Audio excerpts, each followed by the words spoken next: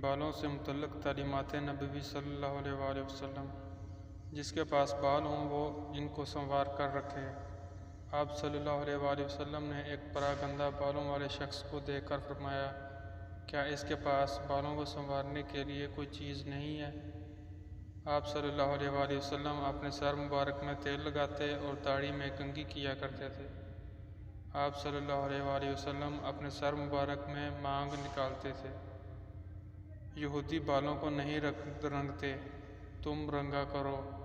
حضرت ابوبکر صدیق رضی اللہ تعالیٰ عنہ کے والد حضرت ابو قحافہ رضی اللہ تعالیٰ عنہ اس حال میں رسول اکرم صلی اللہ علیہ وسلم کی خدمت میں لائے گئے کہ ان کے سر اور داڑھی کے بال سگامہ گھاس کی طرح سفید تھے، تو رسول اکرم صلی اللہ علیہ وسلم نے فرمایا، اس سفیدی کو کسی اور چیز کے ساتھ بدل دو، لیکن سیاہ رنگ سے بچو۔